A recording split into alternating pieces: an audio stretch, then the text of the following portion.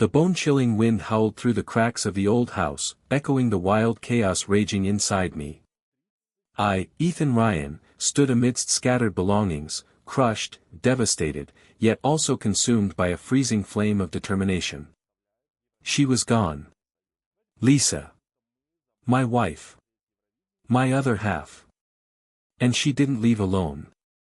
She took everything that mattered to me with her, leaving only ruins and ashes.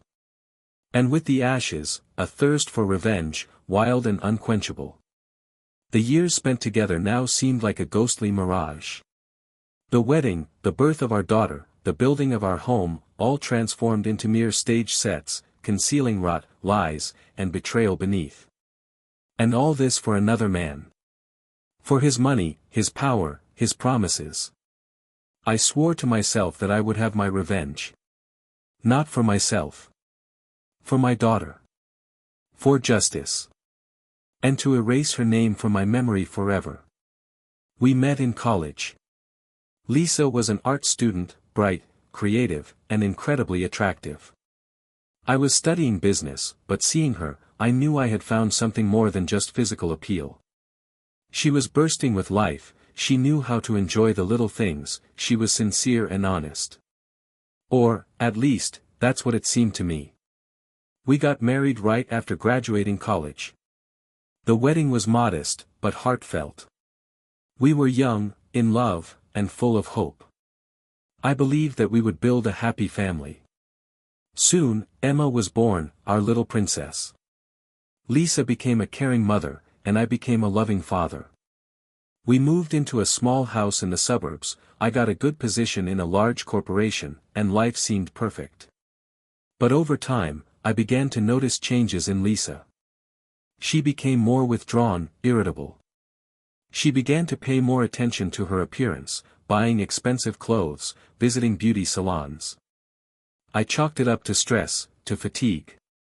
I tried to work harder to provide for the family, to give Lisa everything she wanted. I blindly believed that she was happy.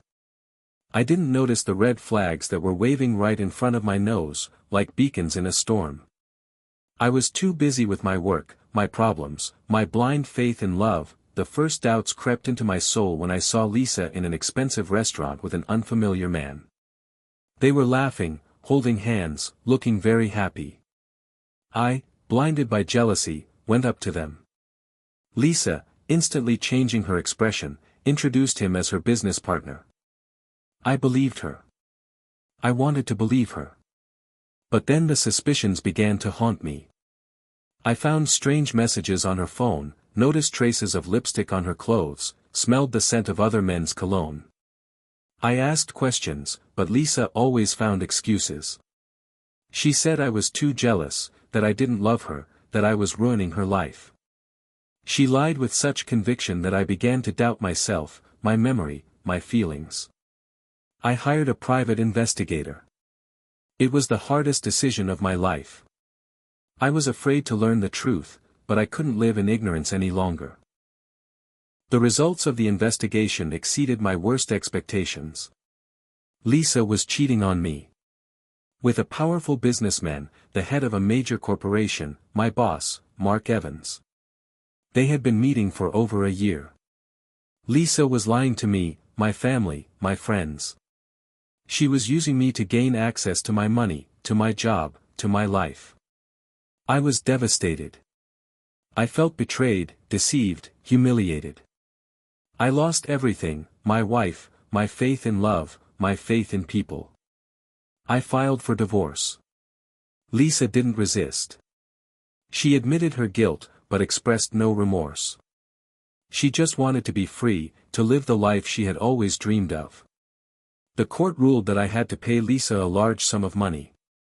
She got half of our property, leaving me practically with nothing. But the pain of losing money was nothing compared to the pain of betrayal. I was stripped of my daughter, as Lisa and Mark began planning to live together. After the divorce, I was on the verge of suicide. I lost my job, lost my friends, lost my purpose in life. I was alone, in a desolate apartment, surrounded only by memories of the past. I spent months in depression, not leaving the house, not communicating with people. I drank, took pills, tried to numb the pain. But one day I looked into Emma's eyes, my daughter, whom Lisa brought to me for the weekends. In her eyes, I saw fear, confusion, and a huge attachment to me. I realized that I had to live. I had to fight. Not for myself, but for her. I started going to a therapist, exercising, reading books. I was trying to find meaning in life, find the strength to survive this nightmare. I realized that revenge is a poison that kills from the inside. I didn't want to become like Lisa, like Mark. I didn't want to turn into a monster. But I also realized that betrayal cannot be forgiven. It cannot be forgotten. It must be punished. I decided not to take revenge directly. I didn't want to destroy their lives. I wanted to deprive them of the most important thing, happiness. I began to gather information about Mark. He was a powerful man, but he had many skeletons in his closet. He was involved in shady business dealings, evaded taxes, and had connections to the criminal world. I worked day and night, collecting incriminating evidence, hiring lawyers, programmers. I used all my knowledge, my skills, to destroy his empire. I started small. I anonymously reported his violations to the IRS. Audits, arrests, trials began. His business began to crumble. Then I moved on to more decisive actions. I contacted his competitors, his enemies. I helped them destroy his reputation, destroy his companies. I was playing the long game, patiently and methodically. I knew it would take time, but I was willing to wait. Every day I developed a new plan, thinking through every detail. I knew that Mark and Lisa would be looking for me, would be trying to stop me. I was ready for that. I used all my resources, all my knowledge. I hired hackers to hack into their computers, gain access to their correspondence, to their secrets. I began to put pressure on them. I revealed their secrets, aired their dirty laundry in public. I wanted them to feel the same shame, the same pain that I had felt. Lisa tried to come back to me, begged for forgiveness, pleaded with me to forgive her. I rejected her. I wanted nothing to do with her. Mark threatened me, tried to intimidate me. But I wasn't afraid. I knew that he couldn't stop me. In the end, Mark lost everything. His business collapsed, his reputation was destroyed. He ended up on the street, in poverty. Lisa was left alone. She lost everything she had. Her dreams were shattered. She realized that she was left with nothing. I didn't want them to die. I just wanted them to suffer.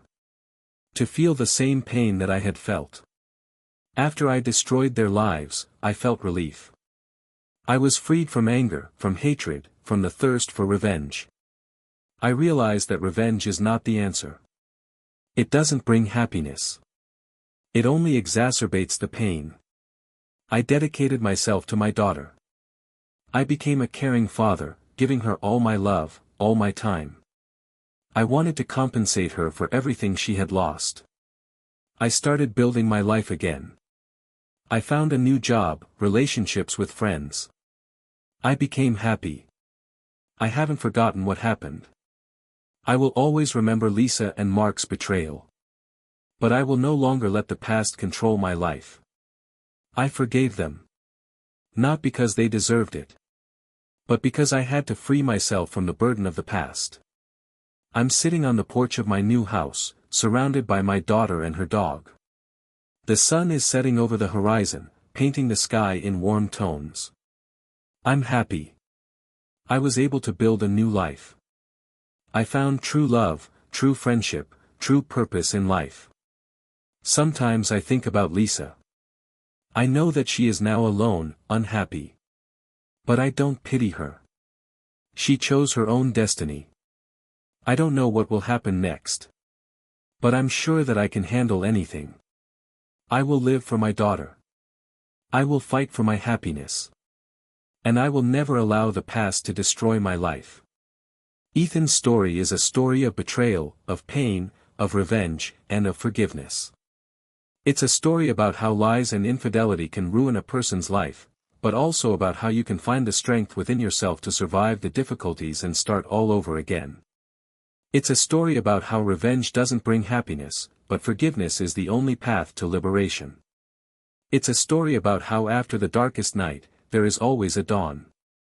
And most importantly, it's a story about love, about the strength of the human spirit, and about how there is always hope.